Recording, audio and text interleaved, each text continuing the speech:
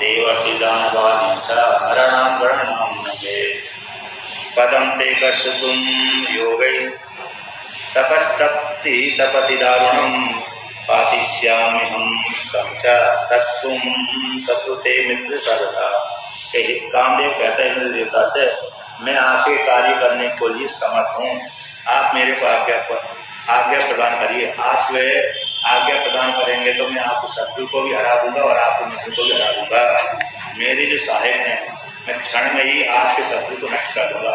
कहते हैं क्षण के द्वारा ही कटाक्ष के माध्यम से, स्त्री आदि के कटाक्ष के माध्यम से सहायता लेकर के मैं तुम्हारे शत्रु को कैसे कर दूंगा, समाप्त कर दूंगा। देवता हो, ऋषि हो, दानव हो, राक्षस हो, मनुष्य हो, अन्य कोई भी हो, मैं सारे उन सबको कैसे कर दूंगा, स्त्रियों के माध्यम से आदि सिद्ध करके उस तुम्हारे शत्रु को समाप्त कर दूंगा, आतक तपस्या से भंग कर दूंगा। वज्रम तिष्ठतु दूरे देहि शस्त्राण्यन्यनेकशा किं ते कार्यं करिष्यन्ति मयि मित्रे उपस्थिते। तो यहाँ पर कहते वज्र आदि को तो आप रहने दीजिए, वज्र आदि जो अनेक अस्त्र हैं हे इंद्र देवता, उसको तो आप रहने दीजिए। मुझ मित्र के होते हुए आपको ऐसी चिंता करने की जरूरत नहीं है। ब्रह्मांडं वा हरिं वापि भ्रष्टं कुर्यां न संशयः अन्येषां गणना नास्ति पादेयं हरं त्रयी। कहते हैं मैं ब्रह्मा जी को पराजित कर सकता हूँ, ब्रह्मा जी जो है विष्णु भगवान को ऐसे भ्रष्ट कर दूंगा, संशय नहीं करना, और शिव जी को भी भ्रष्ट कर दूंगा। तो अन्य देवताओं की तो गणना क्या है, जब ब्रह्मा जी है, विष्णु भगवान है, शिव जी को ऊपर में विजय प्राप्त कर सकता हूँ, उनको च्युत कर सकता हूँ, तपस्या से कर सकता हूँ, तो अन्य देवताओं के विषय में तो कहना क्या। इस प्रकार से अहंकार से युक्त होकर के कामदेव कहता है पंचैव मृतभो बाणास तेजः पुष्पमया मम चापस्थितः पुष्पमया संजीहिनी ब्रह्मराजिता। कहते मेरे 5 बाण वो भी पुष्प के हैं, और जो धनुष है वो भी कैसा पुष्प का है, और जो उसमें डोरी लगी हुई है वो भी पुष्प की है। फलम सुदहिता मेघी वसंता सचिवा स्मृता पंच बलो देवा मित्रम मम सुधानिधि। कहते मेरा जो बल है 5 बाण से युक्त होकर के सुंदर स्त्री मेरा बल है, उसकी साथ, और जो मेरा मित्र बसंत ऋतु है, तो बसंत ऋतु से युक्त होकर के सुंदर स्त्री की बल लेकर के मैं तुम्हारे शत्रु को समाप्त कर सकता हूँ। इस प्रकार से यद्यहन पूर्यते कार्यम धीमान तत्तेन योजयेत मम योगं तु यत् कार्यं सर्वं तन्मे नियोजया। तो कहते हैं जिस व्यक्ति के द्वारा जो कार्य समान कैसे हो जाए, पूरा हो जाए, ऐसे उस कार्य को पूरा करने वाले व्यक्ति को बुद्धिमानों के द्वारा उसको नियोजित कर देना चाहिए। अमुक व्यक्ति इस कार्य करने में समर्थ है, ऐसा पहले से जिसको आभास हो जाए, ऐसे आभास जिसको गए, ऐसे उस व्यक्ति के द्वारा, बुद्धिमान व्यक्ति के द्वारा उस व्यक्ति को उस कार्य में लगा देना चाहिए। इस प्रकार से काम देवता कहता है। तो काम देवता की वाणी को सुनकर के इंद्र देवता प्रसन्न हो गया, ठीक है तुम जाइए, वर्तमान काल में पार्वती अपनी शक्तियों के साथ शिव जी की सेवा करने के लिए आई है, आती है, प्रतिदिन आती है, और उसको शिव पार्वती को निमित्त बना करके शिव जी को मत करो। तो यहाँ पर कामदेव इंद्र देवता कहता है संभूषा गिरिराजेहि तप परमस्थिता स्वतंत्र परमेश्वर। कहते हैं जी हमारे क्षेत्र में भगवान भोलेनाथ उत्तम तप में स्थित हैं। ऐसे जो परमेश्वर है, वह परमेश्वर कैसे स्वतंत्र होकर के परमेश्वर इच्छा के अनुसार वहाँ पर तपस्या कर रहे हैं, उनके ऊपर कोई भी शासन नहीं कर सकता है। यद्यपि उनमें कोई कामना नहीं है, फिर भी वहाँ पर वो शिव जी जहाँ पर तपस्या कर रहे हैं, उनकी सेवा में जो पार्वती आती है, वह पार्वती कामना से युक्त होकर सेवा करती है। तत्समीपे च देवार्तम पार्वती स्वसखीयुता सेव्यमाना तिष्ठतीति पित्राज्ञाप्तः मया सुतम्। तो कामदेव से कहते हैं इंद्र देवता के भगवान भोलेनाथ की सेवा करने के लिए अपनी सखियों के सहित पार्वती भगवान भोलेनाथ की सेवा करती, पिता की आज्ञा लेकर के। और देव कार्य करने के लिए भी वह स्थित होती है। अब देव कार्य करने के लिए पार्वती अपनी शक्तियों के साथ युक्त होकर के पिता की आज्ञा लेकर के भगवान भोलेनाथ की सेवा करती है। यतः तस्यां रुचिस्तस्य शिवस्य नियतात्मनः जायते निद्रां मारा तथा कार्यं त्वया कुर्वम्। तो इंद्र देवता कहता है जिस प्रकार से उस पार्वती में भगवान भोलेनाथ की रुचि पैदा हो जाए उसी प्रकार से तुम कार्य करो, यही मेरा प्रयोजन सिद्ध है, यही मेरा कार्य है। तब ऐसा कहते हैं इति कृत्वा कृति स्यात्वं सर्वं दुःखं विनश्यति लोके स्थायी प्रातापस्ते भविष्यति न चाहता। कहते हैं यदि तुम इस प्रकार से भगवान भोलेनाथ को पार्वती के प्रति आकर्षित कर दोगे तो मेरा उसी काल में मेरा दुख कैसे हो जाएगा, नष्ट हो जाएगा। तो मेरे दुख के नष्ट हो जाने पर तुम्हारी जो ख्याति है चिरकाल तक स्थायी बनी रहेगी। लोक स्थायी प्रताप, तुम्हारा जो प्रताप है कैसा स्थायी बना देगा, भविष्य में भी स्थायी बना रहेगा, चिर स्थायी। तुम्हारी कीर्ति कैसी है, फैली रहेगी। तो कामदेव की कीर्ति फैली हुई है। अर्थात जब तक सृष्टि रहती है तब तक कामदेव का ये गान किया जाता है, ये स्नान किया जाता है। भगवान शिव जी को मोहित किया था तो शिव जी भगवान के साथ जिस देवता का तो स्त्री पुरुष का संबंध हुआ है उसकी जो कीर्ति है चिरकाल तक बनी रहती है। जब तक सृष्टि रहती है तब तक वो कीर्ति बनी रहती है। हो सकता है नई सृष्टि हो तो वही पुनः नई सृष्टि में वही कीर्ति उजागर उठा देते हैं। अब आगे कहते हैं जब इस प्रकार से कामदेव से कहा तो कामदेव भी इंद्र देवता की आज्ञा लेकर के चला गया। तो जहाँ पर शिव जी गंगोत्री में आराधना कर रहे थे वहां पर कामदेव चला गया। तो जैसे ही कामदेव जाता है तो कामदेव के साथ साथ उसका जो मेन वसंत ऋतु है और अन्य है तो उनको भी अपने आप बजाते हैं अथवा सांप ले आता है। तो जैसे कामदेव जहाँ पर आएगा तो बिना मौसम के ही वो फूल निकलने लगेंगे, सारे वृक्ष हरे भरे हो जाएंगे और सारे वृक्षों में पुष्प सुगंधित पुष्प सुगंधी प्रदान करने लगेंगे, सुगंधित फूल उत्पन्न हो जाएंगे। जो वृक्ष फूल नहीं दे रहे थे वो भी फूल देने लगते हैं, सूख गए तो वो भी हरे हो जाते हैं।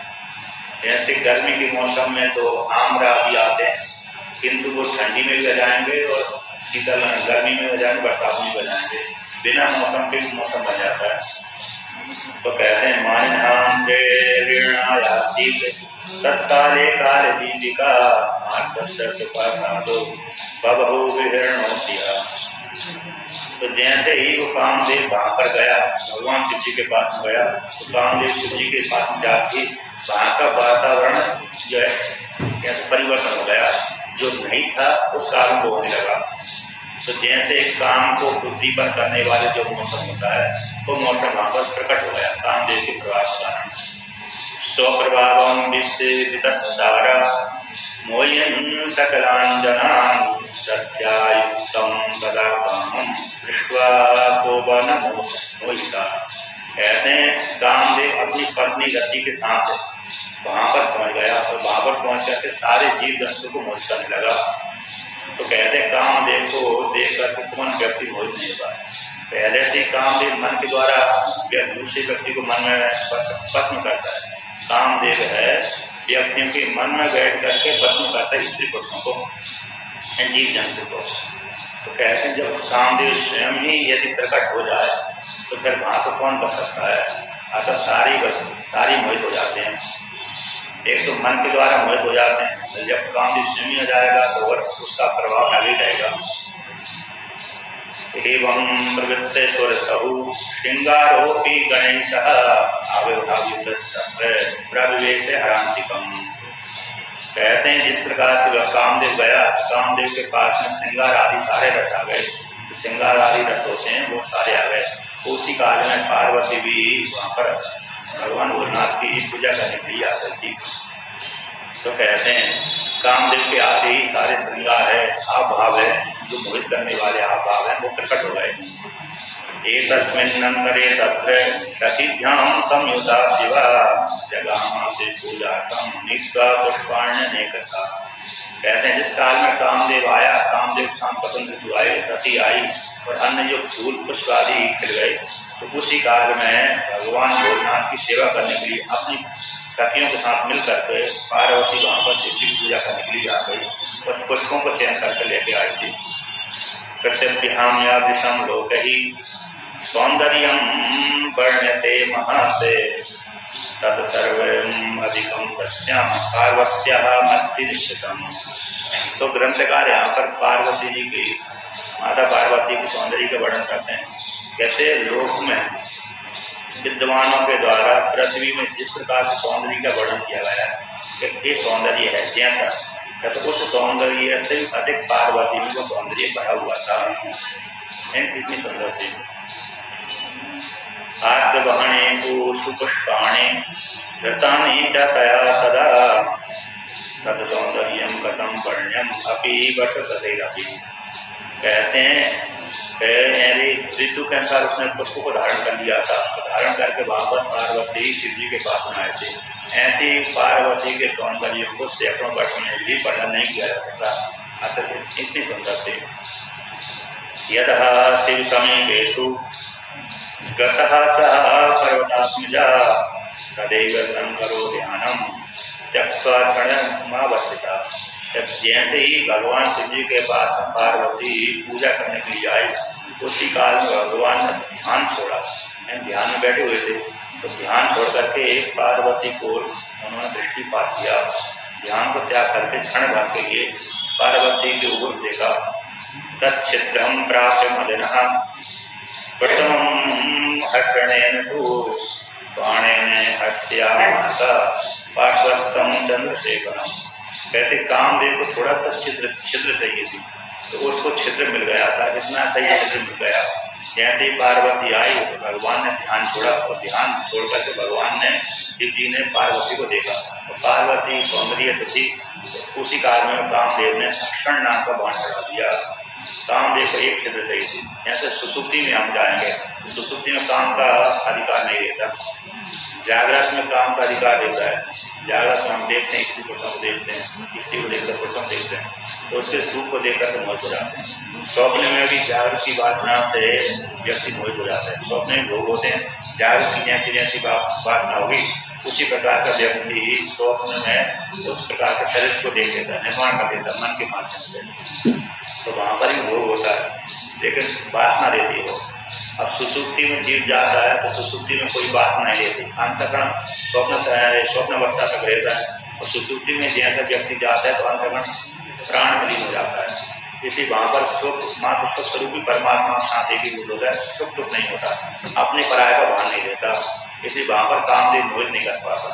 तो जागृत में मोहित करता है और स्वप्न में मोहित करता है, सुसुप्ति मोहित नहीं करता। तो कहते हैं उसको कामदेव को जागृत अवस्था में थोड़ा सा छिद्र मिल गया, तो उसको छिद्र को देख करके पास में खड़ा हुआ कामदेव ने क्षण नाम का बाण भगवान शिव जी को चढ़ा दिया। सिंगारिश्च तथा भावै सहितः पार्वती हरम जगामा काम सहाये मुनेश्वर विनाशा। तो यहाँ पर सूफी सोनक आदि ऋषि से कहते हैं, तो जब पार्वती उनके पास में गई, शिव जी के पास गई, तो पार्वती के मन में कामदेव के कारण वो भी अपने श्रृंगार से उठ करके, आभाव से उठ करके भगवान शिव जी को ले जा रहे थे।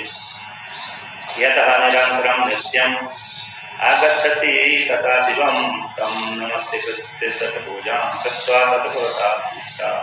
यहाँ पर सूफी जी सोनक आदि ऋषि से कहते हैं, जैसे भगवान भोलेनाथ की प्रतिदिन पार्वती पूजा करती थी, क्योंकि भगवान शिव जी के चरणों को बुलाती थी, स्पर्श करती थी, अर्थात उनको स्नान कराती थी, स्नान करके उनके दोनों चरणों का जल पान करती थी, और फिर वहां पर बैठकर सामने खड़ी हो जाती, प्रणाम करती थी, बार बार प्रणाम करके फिर उनको सामने खड़ी हो जाती। ऐसा उसका नित्य प्रतिदिन का कर्म होगा।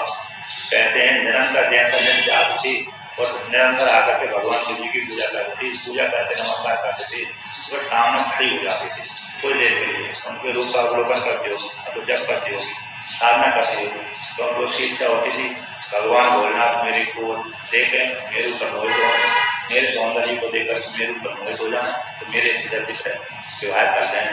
इस उद्देश्य वह कामना सिद्ध करके सेवा करती थी।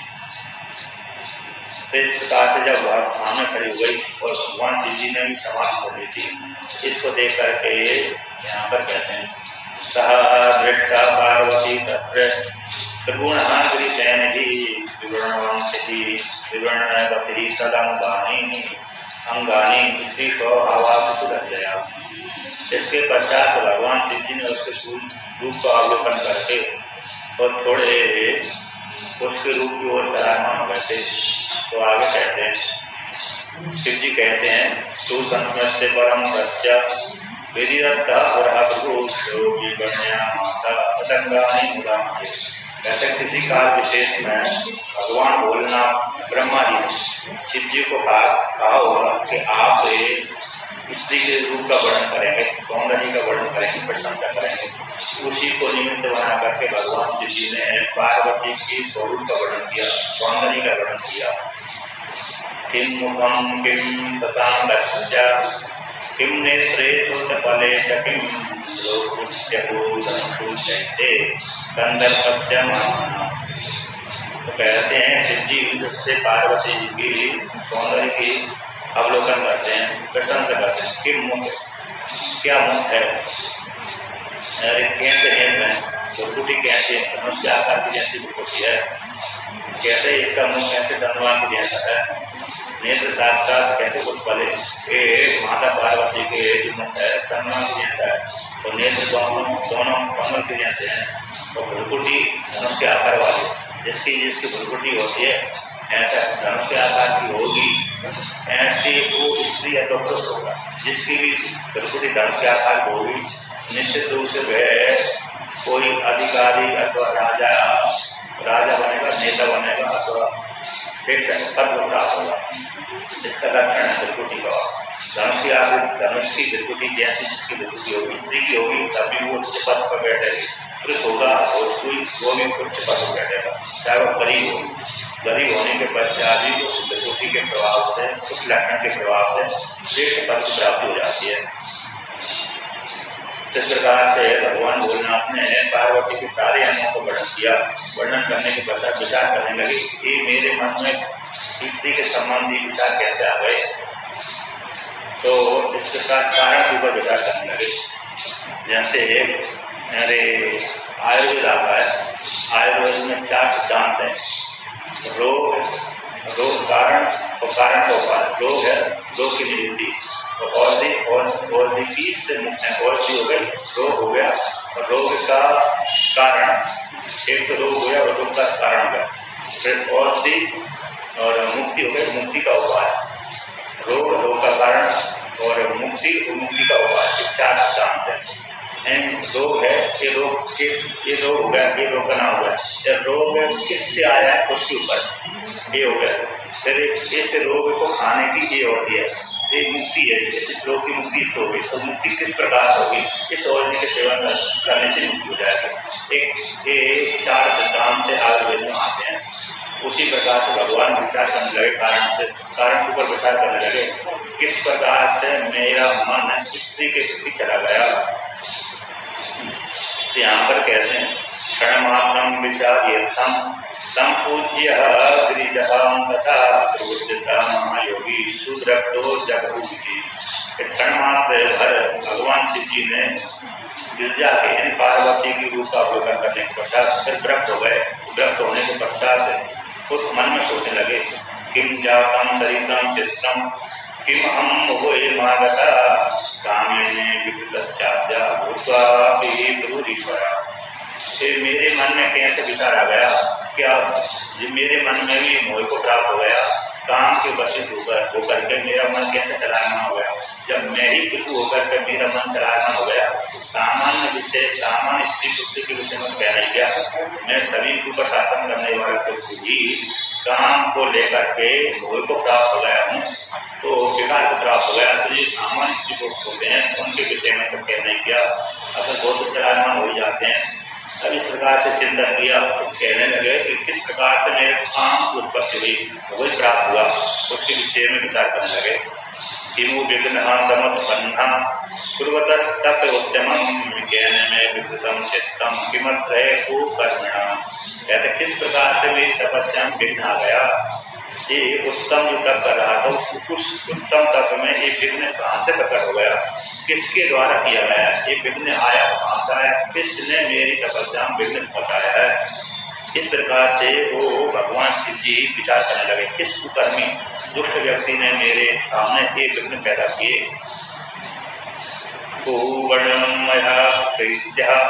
परस्त्री परिगयितम जातो धर्म विरोधोत्तर श्रुति सीमा विलंघिता। कहते हैं जो कुवर्ण है मेरे द्वारा स्वयं पूर्वक वर्णन किया गया, दूसरी स्त्री के यहाँ पर वर्णन किया गया, वो ठीक नहीं है। ऐसा जो करना कैसे श्रुति के विरोध में है, श्रुति के विरोध में, धर्म के विरोध में, श्रुति की सीमा को लगाना है। दूसरे की स्त्री की शोभा का वर्णन करना, अपनी स्त्री की अपनी पत्नी का शोभा का वर्णन करना तो ठीक है, किंतु जब तक दूसरी की स्त्री है उसके रूप का वर्णन करना ये वेद के विरुद्ध है, धर्म के विरुद्ध है। इस प्रकार से विचार करके कहते हैं विचिंते हम महायोगी परमेशा सतांगति दिशोलोकियामाशा परिता संकितस्पदा। तो भगवान शिव जी ने देखा कि मैंने पर स्त्री की अंगों का वर्णन कर दिया, क्योंकि अब पार्वती उनकी पत्नी भी नहीं बनी थी। अब मैंने दूसरे की कन्या का तो किसी की वर्णन किया तो ठीक नहीं किया, वेद के धर्म का उल्लंघन हो गया, धर्म के विरुद्ध में है। ऐसा विचार करके उन्होंने मन को एकाग्र किया। इसके पश्चात देखने लगे कि मेरे मन को चलाया तो किसने चलाया, इस दुष्ट व्यक्ति ने मेरे मन को चंचल कर दिया। ऐसा विचार करके 10 दिशाओं में उन्होंने अपनी मेरे नेत्र करा दृष्टि बनाई। तो 10 दिशा में जैसे ही उन्होंने दृष्टि कराई उसी काल में उनको काम देते गया। वाम भागे स्थितम कामम ददर्शा पृष्ठवाणिकम शोषणम क्षेतु कामि दलितम चेतसम। कहते हैं वाम भाग में उनको काम दे देगा। जो काम दे, एक हाथ में धनुष एक हाथ में बाण खींचा हुआ था, धनुष बाण को खींच करके आकाश में स्थित था और भगवान शिव जी के ऊपर बाण छोड़ने वाला था और गर्भ से युक्त होकर के कहते गर्भ से युक्त होकर के मूल चित्त वाला जो काम दे उनको बाएं भाग में टिका, यहाँ पर बैठे होंगे उसका बाएं अंग होकर जाता उस बाम भाग में उसको टिका।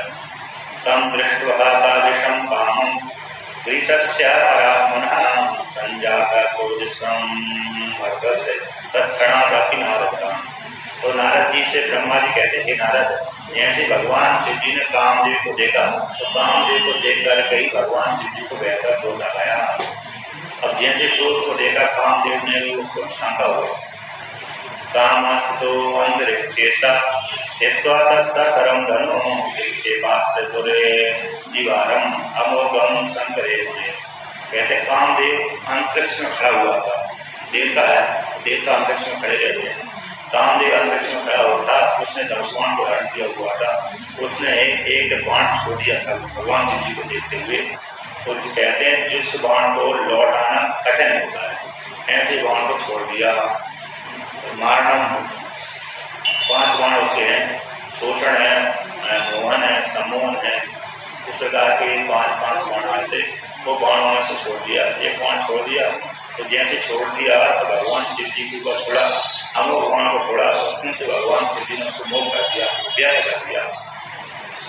बहुवहा मोगमस्तु मोगम तते परात्मनि संसाम्यत तपस्यास्मिन् संबुद्धे परमेश्वरे।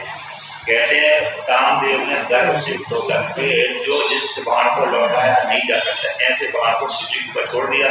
तो शिव जी ने देखा कि इसने तो कामदेव ने मेरे ऊपर बाण छोड़ दिया, उस बाण को उसने शिव जी ने अमोघ बाण को मोह कर दिया, व्यक्त कर दिया। नाम होगी भी अमोघ, कहते मोह यानी व्यक्त, तो नाम होगी भी अमोघ। तो अमोघ बाण को भगवान शिव जी ने व्यक्त कर दिया और व्यक्त करने के पश्चात भगवान शिव जी का कामदेव ऊपर क्रोध बढ़ गया। तो कहते हैं मोगी झूठे सेवे स्वस्त्रे भयम अपासुचन मनमता चकंपे मृत्युंजय। जब कामदेव ने देखा कि भगवान भोलेनाथ ने तो मेरे बाण को व्यक्त कर दिया, मोह कर दिया, नष्ट कर दिया, तो इस प्रकार से कामदेव ने भगवान शिव जी को इस प्रकार से देख करके अपने बाण को व्यक्त हुआ देख करके और शिव जी को क्रोधित होकर देख करके थोड़ा डर सा गया, वो थोड़ा दूर हो गया। सस्महारति दशा सर्वाम सक्रादीन भये विपला सस्मरो निशा स्वप्रिया से नृत्य। कहते हैं जिस काल में भगवान शिव जी क्रोधित होकर देखा भगवान शिव जी के मन से क्रोध टूट रहा है, तिरछी नजर से देख रहे हैं, ऐसे देख रहे हैं जिससे मानो जला देंगे। ऐसे क्रोधित भगवान को देख करके कामदेव को भय उत्पन्न हुआ। तो कामदेव ने तुरंत ही उसी काल में देवताओं को स्मरण कर लिया। जैसे ही देवताओं को स्मरण किया, देवता तुरंत ही स्मरण कर दिया गए। देवताओं में सर्वज्ञ होते हैं, मतलब तुरंत सोचा तुरंत दिया जाते हैं। तो वहां से स्वलोक बैठे होंगे तो स्मरण कर दिया जाते हैं। कामेन सुस्मिता देवा सत्राद्यास्ते मुनीश्वरा आयु शकलास्ते भी संभुनत्वा चतुष्टुभो। कहते हैं जैसे ही कामदेव ने देवताओं को स्मरण किया तो देवता सारे देवता शील जा गए। तो आने के पश्चात भगवान भोलेनाथ को प्रणाम किया। प्रणाम करने के पश्चात नमस्कार करने लगे, मतलब स्तुति करने लगे। स्तुति जैसे ही कर रहे थे उसी काल में भगवान श्री जी को शांत नहीं हो पाया स्तुति करते हुए। स्तुतिम परवंशुदेवेषु रुद्रस्याति हरस्येहि हरस्ये तृतीयादत्तस्य नेत्रात्मै निःससार ततोमा। कहते भगवान शिव जी की देवता सारे देवता मिलकर स्तुति कर रहे थे। तो देवता स्तुति करने पर भी भगवान शिव जी का क्रोध शांत नहीं हुआ। और शांत न होने के कारण भगवान शिव जी के तृतीय नेत्र के माध्यम से अग्नि का साथ निकल आया। तो अग्नि का साथ निकलते ही जो है उस साथ में देखो कहते बहुत तेज निकला और आकाश में चलने लगा। ललाट मुद्रिकात तस्मात् शबनिर्दुते संभव ज्वालोढ़ शिवो दीप्ता कल्याग्नि समप्रभा। भगवान शिव जी के तृतीय नेत्र से यानी यहाँ से बिल्कुल यहाँ से अग्नि का तेज निकला, तेज पुंज निकला और वह निकल करके आकाश में स्थित हो गया। और दीप शिखा उक्त शिखा को दीप होता हुआ प्रलय अग्नि के समान, जैसे प्रलय काल में अग्नि जलती है उसी प्रकार का तेज वहां पर निकला।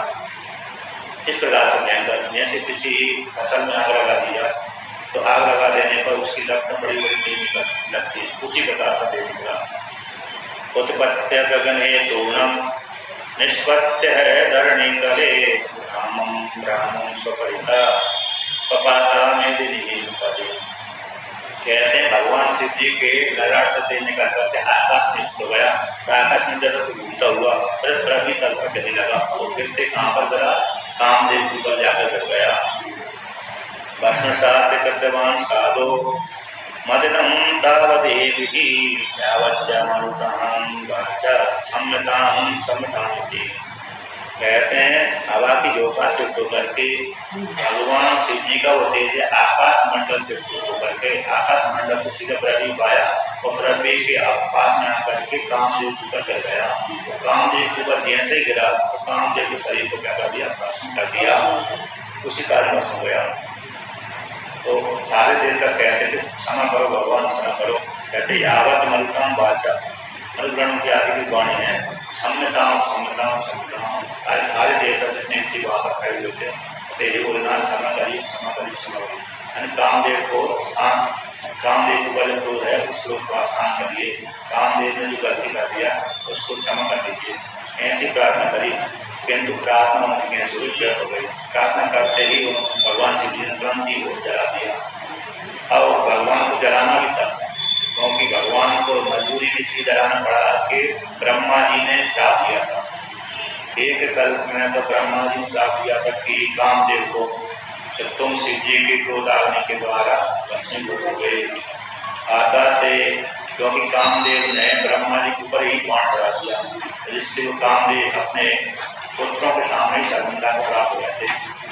एक कल्प की कथा है और दूसरे कल्प में त्रिपुरा रहस्य में माता पार्वती ने सती ने कामदेव को श्राप दे दिया। उस कल्प में कामदेव लक्ष्मी का पुत्र कहलाता है। इस कल्प में यानी पुराण के अनुसार ब्रह्मा जी का पुत्र कहलाता है मां से, और दूसरे जो त्रिपुरा रहस्य के अनुसार वह लक्ष्मी का पुत्र कहलाता है। तो लक्ष्मी के पुत्र को माता पार्वती ने श्राप दे दिया था, सती ने श्राप दे दिया था तो हमारी मृत्यु एक बार शिव जी के क्रोध से होगी, क्योंकि कामदेव शिव जी के भक्ति के ऊपर विजय प्राप्त करना चाहता था, किंतु शिव जी ने उसके अपने भक्ति के ऊपर विजय प्राप्त नहीं होने दिया, इससे नाराज होगा शिव जी के ऊपर।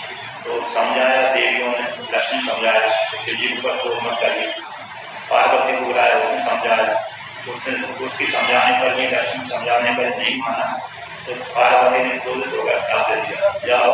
सती ने श्राप दे दिया तो तुम्हारी मृत्यु शिव जी क्रोध से हो जाएगी, जल जाओ, भस्म हो जाएगी।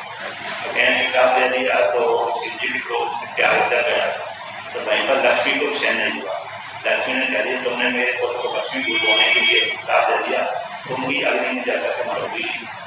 तो अगले जन्म में उस विवाद में सती बन करके जल के मारी थी। सती को क्रोध सहन नहीं हुआ, उसने कह दिया तुम्हारा पति तुमको त्याग देगा। तो त्याग दे दिया, ऐसे लक्ष्मी श्राप दे दिया तो उसने पार्वती ने। तो बाद में भगवान विष्णु ने लक्ष्मी को त्याग दिया। कुछ वर्षों तक लक्ष्मी को अश्विनी बन करके लोक में रहना पड़ा। अश्विनी ने घोड़ी हो गया। तो कहते हैं इस प्रकार से तो अनेक दो कल्पों की कथा है। तो यहाँ पर भगवान शिव जी ने ब्रह्मा जी के श्राप को सिद्ध करके उसको जला दिया। हते तस्मिन् स्मरे वीरे देवा दुःखम् उपागता देवराश्चाति रोषन्तः किम भेदिते।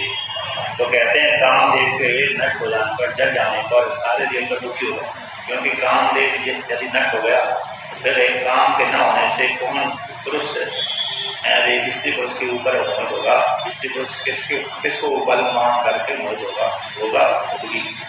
इस प्रकार से तो सारे देवता दुख हो गए। देवता ने सोचा यदि काम नहीं हो गया तो भगवान बोलना विवाह नहीं करेंगे, बोलना विवाह नहीं करेंगे तो जो और कार्य हो गया मरेगा नहीं। तो फिर हमारा राज्य जो है नष्ट हो गया वो कैसे प्राप्त होगा, हमारे लोग कैसे प्राप्त है, नष्ट समाप्त हो गए।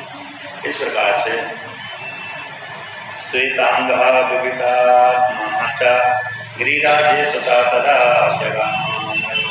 समादाय सती जनाम। कहते हैं अब वहां पर पार्वती खड़ी थी सामने, शिव जी के सामने खड़ी थी और शिव जी को पार्वती ने देखा कि मेरे सामने काम को वश कर लिया तो वो भी डर गई। कहते वहां पर आगे कुछ भी कथा आती है तो भयंकर ऐसी माता के पास में, पिता के पास में डर के मारे भाग तुरंत ही भागे, वो रुक नहीं के बाद पूजा छोड़ जान बच्चे को ला पाए, ऐसा सोच कर थोड़ी भी तुरंत सच नुकसान क्या करता। तो आगे कहते हैं जब वो रति को मालूम पड़ा कि मेरे पति की दत्त हो गई, भगवान शिव जी ने मेरे पति को जला दिया, भस्म कर दिया, तो रति कहती है शिव जी से प्रार्थना करती है, देवताओं को प्रार्थना करती है किम करोमि क्व गच्छामि किम कृतं देवतैर्या मत स्वामिनं समाहूय नास्यामाशूरम।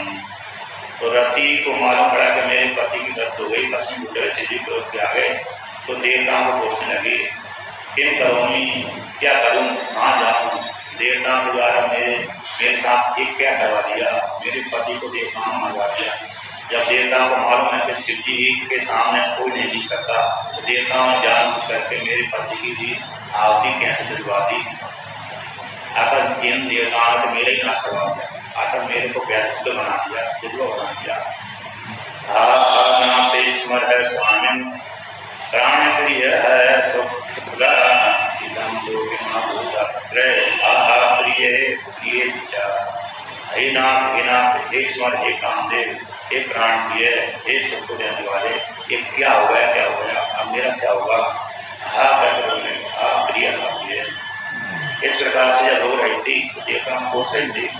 तो कहते हैं इत्थम बिलपति साधु वदन्ति बहुधा वचा हस्तौ पादौ तदा स्फाल्य केशान लोटयतदा। कहते हैं इस प्रकार से विलाप करती हुई अपति देवहा स्वामी, इस प्रकार होते हुए वो बहुत प्रकार से बात करती हुई, दोनों हाथों को पटकती हुई, छाती फूटती हुई, पैरों को पटकती हुई, मुख फाड़ती हुई, केशों को लौटती हुई, यहाँ पर कहते केशों को हाथ तोड़ दिया, केशों को तोड़ती हुई, इस प्रकार से देवताओं को कोसने लगी, विलाप करने लगी। तो देवता उस विलाप को सुनकर के दुखी हो गए।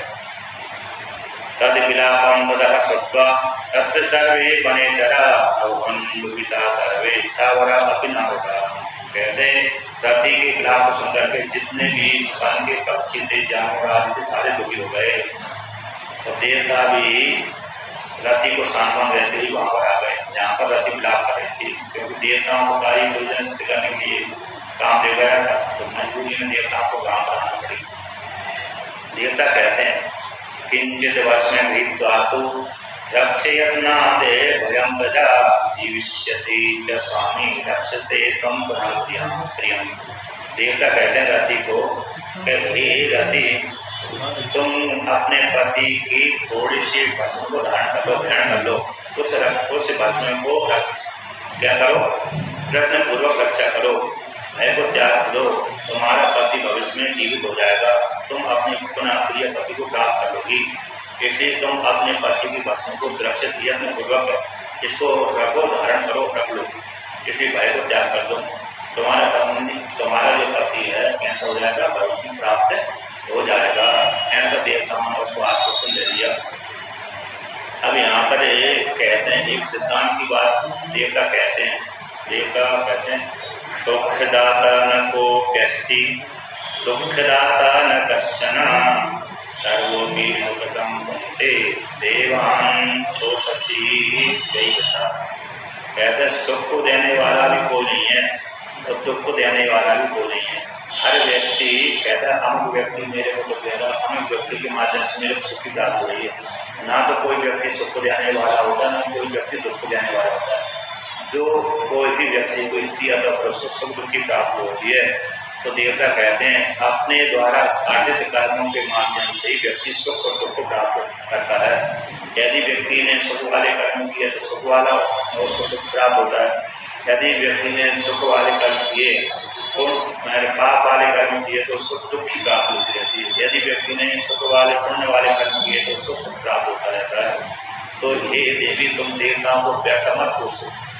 यहाँ कोस रही थी धरती के देवताओं ने मेरे पति को मरवा दिया, तो देवता कहते हैं कि तुम देवताओं को मत कोसो। हर व्यक्ति अपने कर्म के अनुसार ही सुख दुख को प्राप्त करता है, इसलिए हमारे ऊपर बड़ा आक्षेप मत लगाई, क्योंकि ब्रह्मा जी ने पहले श्राप दे दिया था। एक कवि ने श्लोक लिखा है धनानि भूमौ वस्वस्य पोष्टे नारी गृहद्वाराणि सुतः शंसाने देहश्चितायां परलोक मार्गे कर्मानुगो गच्छति जीव लोकेका। धर्मानुगो गच्छति जीव एका। कहते हैं धनानि भूमौ वस्वस्य पोष्टे। व्यक्ति ने धन कमाया था तो धन तो भूमि में गड़ा रह जाता है, तो पशु गोष्ठ में रह जाते हैं मरे जैसे, और गौशाला आती है उसमें बंधे रह जाते हैं। तो कहते हैं उस जो मर गया व्यक्ति का धन, मर गया जो व्यक्ति है उसका धन तो भूमि में खड़ा रह जाता है। जैसे अभी बैंकों में पड़ा रहता है, पहले जमीन में गाड़ करते चोरी का किनारे जाए, किसी का कारण चोर के डाके मारे धन को, सोना चांदी आदि धन को जमीन में खड़ा देते थे। अभी धन को मतलब बैंक में रखते हैं, अगर पास में रखते हैं, और पशु आदि जो है उनको गौशाला आदि बांधते हैं। मरने वाले व्यक्ति का धन भूमि में गड़ा रहता है, बैंकों में पड़ा रहता है, तो पशु आदि गौशाला आदि में रह जाते हैं, गोष्ठ में रह जाते हैं। नारी गृह द्वाराणी, नारी कहाँ तक जाती है, मरने वाली व्यक्ति के पास द्वार तक जाती है, द्वार के बाद वो भी रह जाती है, अब आगे नहीं जाना। कहते हैं सुता शमशान है, उसका पुत्र जिसके द्वारा उसने जो पैदा किया पुत्र शमशान तक जाता है, यानी कहाँ तक जाता है, शमशान घाट तक जाता है। ये चिताया परलोक मार्गे, और देह मार्ग जाती है, चिता तक जाती है। कहते परलोक मार्ग में वहाँ एक ही जाता है, पुण्य कर्म जाता है। परलोक मार्ग में तो जीव के साथ मार्ग है, उसके जैसे पुण्य कर्म होंगे तो पुण्य कर्म के अनुसार पुण्य जाएंगे, पाप वाले कर्म से पाप वाले जाएंगे, आधा कर्म जाएंगे। जैसा व्यक्ति ने जन्म से लेकर के मृत्यु पर्यंत तक जो भी कर्म किया होगा उस वही कर्म उसके साथ जाएगा। खराब कर्म किए हैं तो खराब कर्म जाएंगे, और पाप अच्छे कर्म किए तो अच्छे कर्म उसके साथ जाएंगे। फिर उस कर्म के अनुसार उसको कोई होनी प्राप्त होगी। तो इस प्रकार से यहाँ पर कहते हैं। तो देवता कहते हैं तुम हम देवता को ऊपर आक्षेप मत लगाइए, हर व्यक्ति अपने कर्म के अनुसार सुख भोगता तो भोगता है। तो इस प्रकार से उसी को ऊपर आक्षेप देना ठीक नहीं है। ऐसा समझा दिया तो समझ गई, अब रोना है तो अब रो कर भी क्या करेंगे, देख लेंगे। तो आगे कहते हैं भगवान सूयताम एतद वचनम शुभम प्रभो कृपां कृत्वा महेशान शरणगत वत्सल। इसके पश्चात देवी को समझा करके, रति को समझा करके सारे देवता भगवान शिव जी से प्रार्थना करने लगे, हे भगवान भोलेनाथ कृपा करिए, हे शरणागत को देने वाले भगवान कृपा करिए, आप इस रति की ऊपर दया करिए, रति की जो पति है उसको जीवन करिए। तो आगे कहते हैं, दुष्ट है न पीड़िते देवेश तार्केण क्रियर विभो कर्म प्रतिकारितम नानका बुद्धि शंकर। भगवान भोलेनाथ से देवता कहते हैं, हे भोलेनाथ इस कामदेव की कोई गलती नहीं है, किंतु हम सारे देवताओं ने मिलकर के इस कामदेव को भेजा था, क्योंकि हम कायकासुर के द्वारा पीड़ित थे, दुखी थे। इसके कारण हमने कामदेव को आपको भोज करने के लिए, विवाह करने के लिए आप इसको आपके पास भेजा था। इस कामदेव की कोई गलती नहीं है, इसलिए आप इस कामदेव को मुक्त करिए, अर्थात पुनः जीवित कर दीजिए, इसको क्षमा करिए। रति रेखा देव विलापम दुखिता सती करोति तामाश्वासय सर्वदानम। तो वंश जी से कहते हैं सारे देवता, देखो ये अकेली रति ही कैसे विलाप कर रही है, इस विलाप को देखिए, इसको आश्वासन दीजिए, इसको संतुष्ट करिए, अर्थात पुनः इसके पति को जीवित कर दीजिए, पुनः प्रदान कर दीजिए। संहारम कर्तुकाम ऋषि क्रोधहानेन संग्रह एकहि सहा सर्वेषां अत्यवांशता यदीश्वरम। तो देवता कहते हैं, हे भोलेनाथ आपने कामदेव को जला दिया, तो आपने लगता है हम लोगों को जलाने वाले, आपको क्रोध से ऐसा लगता है आप हमको भी कामदेव के साथ साथ हमको भी जलाने वाले हैं। ऐसा देवताओं ने भगवान शिव से कहा।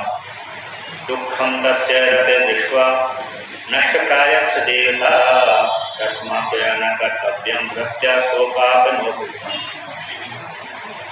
तो कहते हैं इस प्रकार से हम सारे देवता कैसे मृत प्राय हो गए, कामदेव के नष्ट हो जाने पर हम देवताएं मारे गए, और रति भी कैसे हो गई, दुखी हो रही है, इस रति के दुख को दूर करिए। ऐसा भगवान शिव जी से प्रार्थना करी सारे देवताओं ने। तो शिव जी ने भी कहते हैं, देवाचार विषया सर्वे मदवचा शृणुतादया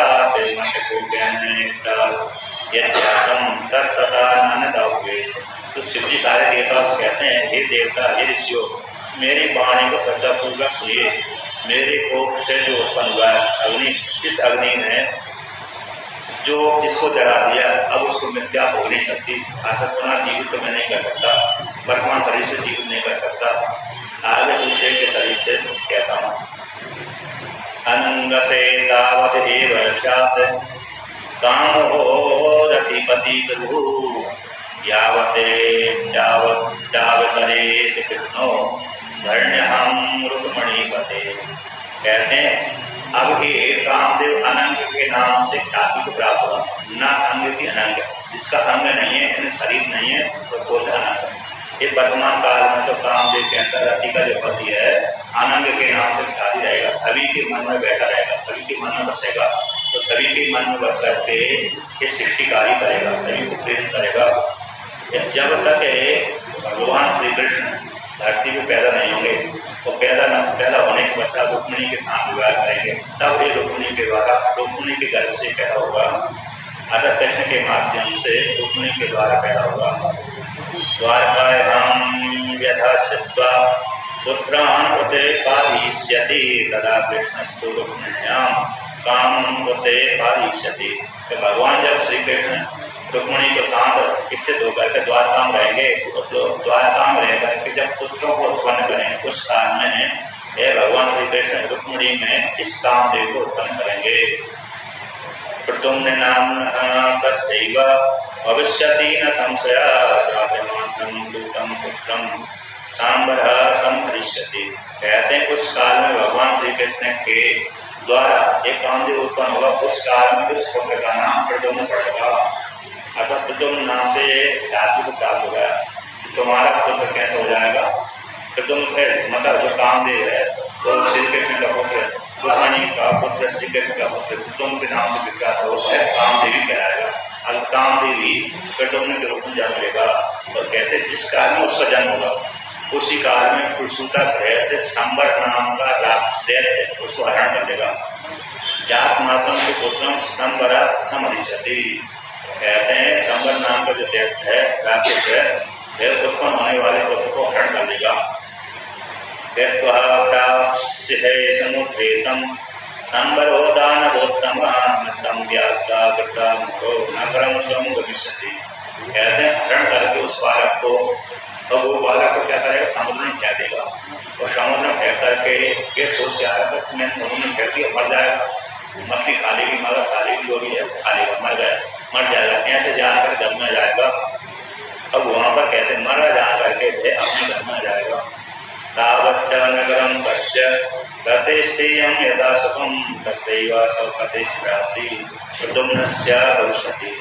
कहते तब तक द्वार जो भगवान श्री कृष्ण जन्म नहीं लेते तब और प्रद्युम्न के रूप में तुम्हारे पति की उत्पत्ति नहीं होती, तब तक वह रति इसे संबर नामक को कहते हैं, उसके नगर में रति स्त्री बन करके वहां पर रहे, उसकी सेवा में रहे, मतलब उसके राज में रहे। तो कहते हैं वहीं पर ही प्रद्युम्न नाम का जो कामदेव है, प्रद्युम्न के नाम से तुमको पति के रूप में पुनः प्राप्त हो जाएगा, विष्णु शरीर वाला प्राप्त हो जाएगा। तत्र कामं मृत्वात्म हत्वा संबर महावे भविष्यति सुखी देव प्रद्युम्नाख्यस्य स्वकामे। वहां पर कामदेव कहते पत्नी के साथ मिलकर के कामदेव संबर को मार करके प्रद्युम्न संबर को मार करके उसका जो धन होगा उस धन को लेकर के द्वारका नगरी में जाएगा। तदी हम जय द्रव्यम नगरम पुनः गमिष्यति तया साधम देव सत्यम बचो। कहते हैं उसे संबर नाम के राक्षस को मार करके, दैत्य को मार करके उसका जो भी धन होगा उस धन को सांप लेकर के द्वारका में जाएगा, द्वारका में आकर रहेगा। कितने काल तक तुमको प्रतिष्ठा करना पड़ेगी, इन द्वापर युग तक। हो सकता है किस कल्प में हमारा उस युग के बाद उसको कितने काल तक संबर नामक जो दैत्य था उसका जो